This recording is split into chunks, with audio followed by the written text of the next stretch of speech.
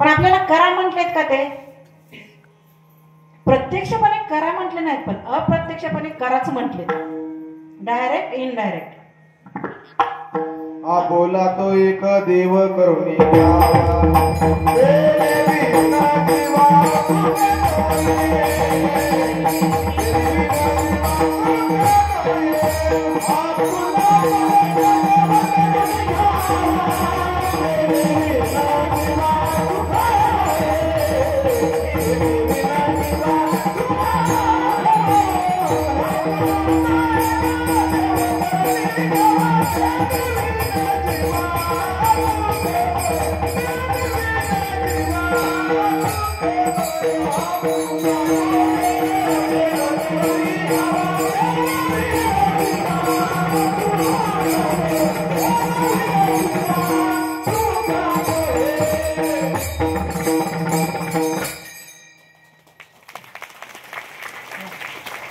आपुला तो एक देव करून घेवा, तिने जीवा सुख नव्हे. सुख कुठे आहे हो?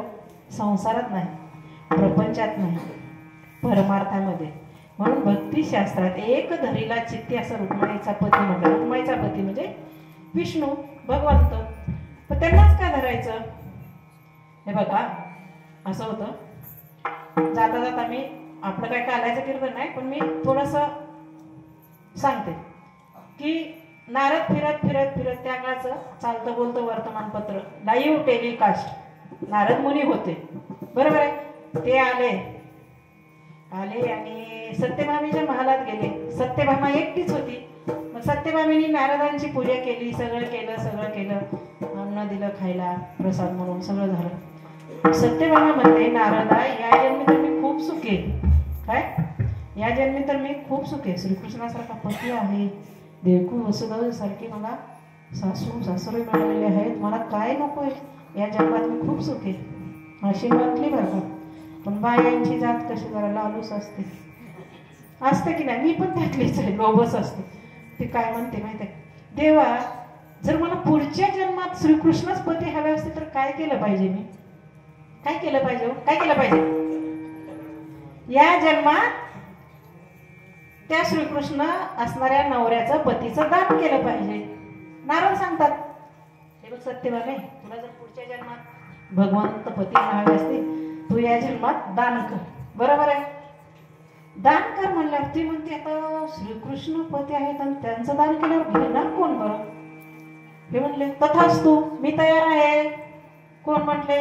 नारद मुनी. आण पाणी आणि हातावर संकल्प सोड. सत्यभामेनं पाणी आणलं आणि हातावर संकल्प सोडला की श्रीकृष्णपती मला पुढच्या जन्मात मिळावे, म्हणून या जन्मात मी तुम्हाला दान करत आहे. त्यांनी पण म्हणलंय, प्रघरामी, मी त्याचे स्वीकार करतो. ओलेच हात पण पुसले नाही आणि पळाले कुठं? श्रीकृष्णाकडे. श्रीकृष्ण कुठं होते? रुक्मिणी मातेच्या मंदिरात. खुणवलं, कोण आहे? कारण रुक्मिणी मातेची भीती होती ना नारदांना. अरे जगाची माता आहे ती, तिला काही कळत नाही का? पुन्हा 2 वेळेस बोलवलं, जवळ घेतलं. म्हणे सत्यभामेने तुम्ही मला दान दिले. सत्यभामेने तुम्हाला माझ्यासाठी दान दिलेलं आहे, चला माझ्या बरोबर. भगवान म्हणले ठीक आहे, जशी भक्ताची इच्छा. नारद हे भक्तच आहेत ना. नारदाच्या खडावा घेतल्या डोक्यावरती आणि हे सोंग निघाले गावातून, गल्ली बोळातून. आता मला सांगा, हातावरचा पिंड आज द्यायचा आणि पुन्हा मागत बसायचा, याला काय अर्थ आहे का? आहे का? ही आपली बुद्धी थोडीशी लोभस.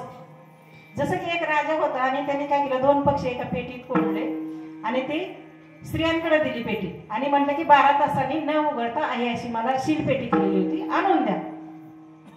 त्या 12 तासाची वाट बघावी का महिलांनी? त्यांच्या घरातल्या बघावी का?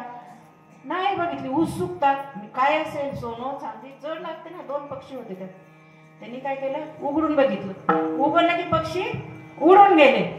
पक्षी उडून गेले हे खरं आहे. बरं, गेले ते गेले. ते लागले रडायला. राजांनी सांगितलं होतं उघडू नका, आम्ही उघडले. बरं, 12 तासाचा जाऊ दे ना मध्ये. कुठले पण पक्षी आणून ठेवले असते, चालले असते ना. कुठले 2 आणा 3 आणा, त्याला सील करून द्यायचे ते. तरी केलं का? नाही, म्हणजे मूर्ख. असं कधी कधी सगळ्या स्त्रिया अशा नसतात, काही असतात. सगळ्या माझ्याकडे अशा बघायला सगळ्यांचं नाही सांगत, काही स्त्रियांचा सांगते. आदित्य आणि मूर्खता ही स्त्रींचा स्वभाव असतो. त्यामुळं असं झालं. तसं रुक्मिणीने काय केलं, ह्या जन्मातला पती सगळं ऐश्वर्य भोगायचं सोडून पुढच्या जन्माची तयारी. पुढचा जन्म बघितलाय का कोणी?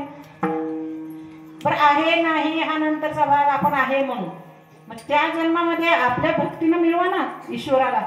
पण त्यांनी काय केलं, मिळवलं नाही. तिने काय केलं की पुढच्या जन्मी मिळा म्हणून या जन्मी काय केलं, भगवंताचं दान कुणाला दिलं, नारदाला, विठ्ठलाला.